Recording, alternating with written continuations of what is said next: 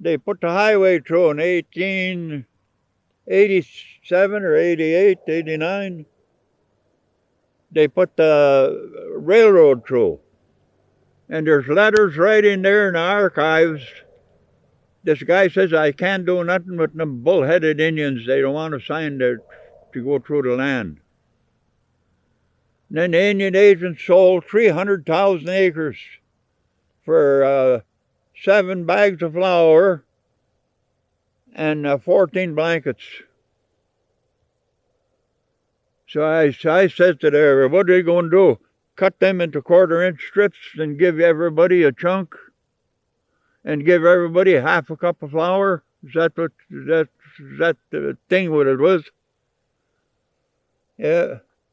I hope people understand what I'm talking about. That was very crooked. They were crooked.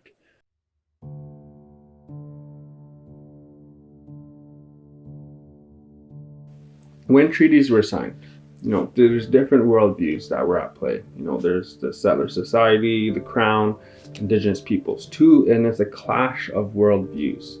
Now, the idea of land ownership is concepts that often don't exist within indigenous ideologies, worldview of owning land. And often there's in indigenous languages, there's no word, to describe these concepts in English. So when the treaties were signed, there was 2 different interpretations around, what this relationship would be, and it's been heavily weighed on, what the crown's or the government's interpretations are for the treaty. Indigenous peoples had a completely different understanding of what this relationship would be.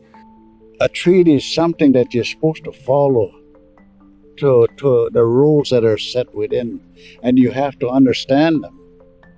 So for one thing, my grandfather could not read the writing that was on that document, so he was afraid to sign it because it'll be giving something away.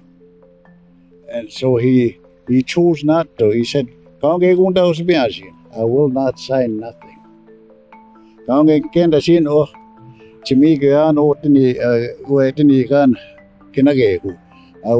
Because I might be giving everything away in the future if I sign something I don't understand, is what he said. In order to steal land, you do 2 things. You conquer their god, and then you replace it with your god, and then you redefine the map. You redefine the boundaries, and you claim it to be yours. And really, more land has been stolen by maps than guns and bombs.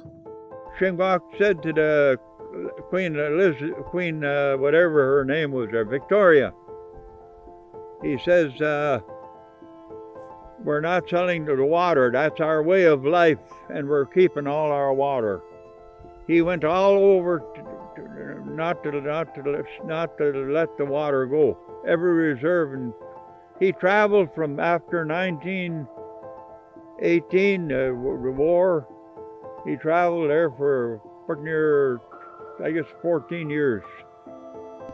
They had interpreters who did their best to translate the languages, but was at the time probably at most impossible to translate. They can only get close to.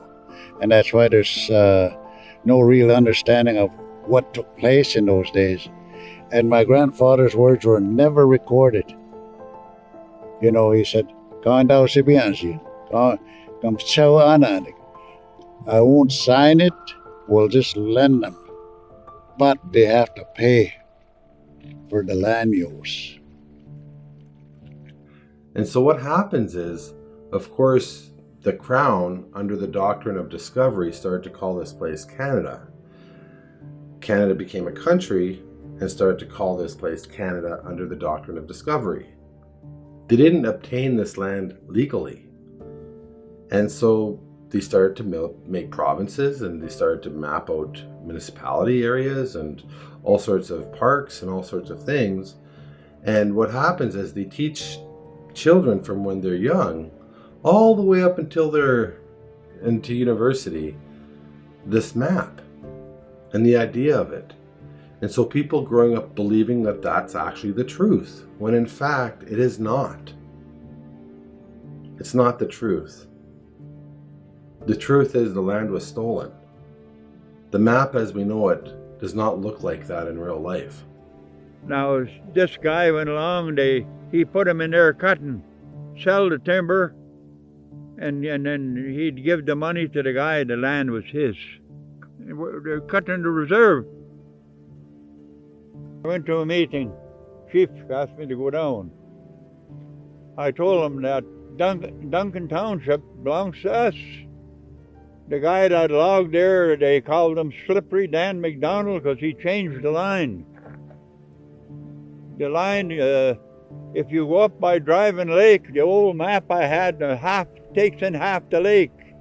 Then he changed the line into the reserve. None of that lake is on the reserve now. Did you know that in Belgium, they had a treaty to define what the boundaries of the United States and Canada are, and Indigenous people were not included? And we feel that that's an illegitimate border. How can they put a border on our lands without our consent? That's not right.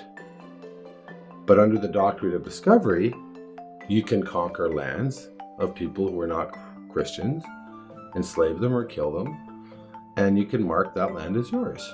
And that's exactly what they did. And that's exactly what needs to change. The islands weren't included, and the white people weren't smart enough to include them in the deal when they forged the treaty. So all the islands belong to all the tribes all over. St. Joe's Island, the states claimed that, but it belonged to the Garden River Band. And they traded it, and that was it. We just lost the island. At what point did Indigenous peoples give up the right to manage their own territories? That's something that we never relinquished. And that's something that's understood in our communities and is exercised, in many different ways. But again, I will touch on my grandfather's understanding. Only allowing the immigrants to come in, that was the only thing that he understood at that table. There was no mention of resources, no mention of anything else. The only thing was allowed and that's what I talked about the Homesteaders Act. See, today, in the world that we live in, and I know everybody lives in towns, wherever they may, which they don't own. So they have to pay somebody. And if you don't pay that rent, you gotta get the hell out of there. So when is our payment gonna start in this country? And that's very important to understand. And when did we give our rights away? We never gave them away. To date yet, we never gave them away. Things have to change. I don't believe that the map as we see it now will be this way in the future. And this is a really good thing, because when Indigenous people are included in the maps, included in their territories, included in the picture of what's being shown, then it shows that we're in solidarity and unity together. And that's always a good thing. We need to work together. And so by having us erased and kind of tucked away and hiding all of these things hasn't done any good. But exposing the truth is always the best. The way of the truth is the way of the future. Because when you tell the truth, good things happen. And good things will come out of it when the truth is told. And so I think that it'll be better because of that.